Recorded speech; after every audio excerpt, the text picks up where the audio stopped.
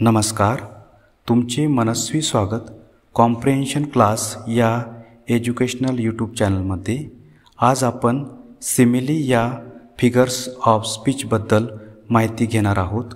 Drama आणि novel या साहित्य प्रकारामध्ये प्लेन लँग्वेज वापरलेली असते, पण पोएट्रीमध्ये गेयता, रसमाधुर्यता, अर्थपूर्णता येण्यासाठी कवी वेगवेगळ्या पोएटिक डिव्हाइसेसचा उपयोग करतो। व्यक्तीने वेगवेगळ्या प्रकारचे दागिने, अलंकार घातले की व्यक्तीचे व्यक्तिमत्व मोहक व सुंदर होते। त्याप्रमाणे कवितेमध्ये भाषेचे सौंदर्य वाढवण्यासाठी कवी वेगवेगळ्या फिगर्स ऑफ स्पीचचा वापर करतो। मराठी भाषेत शब्दांचे मूळ हे संस्कृत भाषेत आहे, त्याप्रमाणे इंग्रजी भाषेत शब्दांचे मूळ हे लॅटिन, ग्रीक व हिब्रू या भाषेत आहे। सिमिली हा शब्द लॅटिन भाषेतील सिमिलीज पासून तयार झाला आहे। सिमिलीचा अभ्यास करताना सिमिली म्हणजे सिमिलर असे आपण लक्षात ठेवू शकतो। मराठीत याला उपमा अलंकार म्हणतात।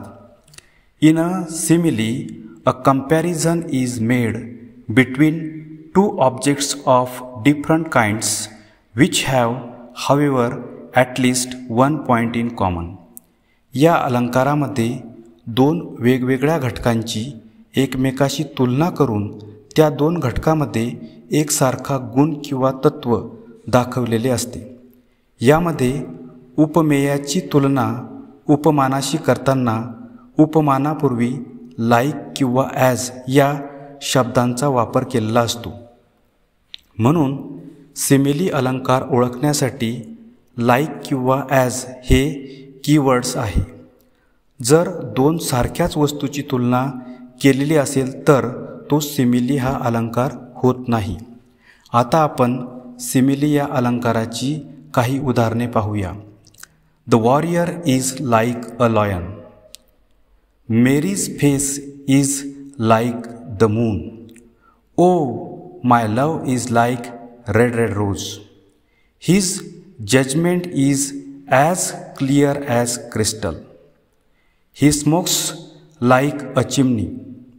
10वी व 12वीच्या परीक्षेमध्ये आयडेंटिफाय फिगर ऑफ स्पीच या प्रश्नामध्ये फिगर ऑफ स्पीच ओळखून त्याचे एका ओळीमध्ये एक्सप्लेनेशन लिहिणे अपेक्षित असते।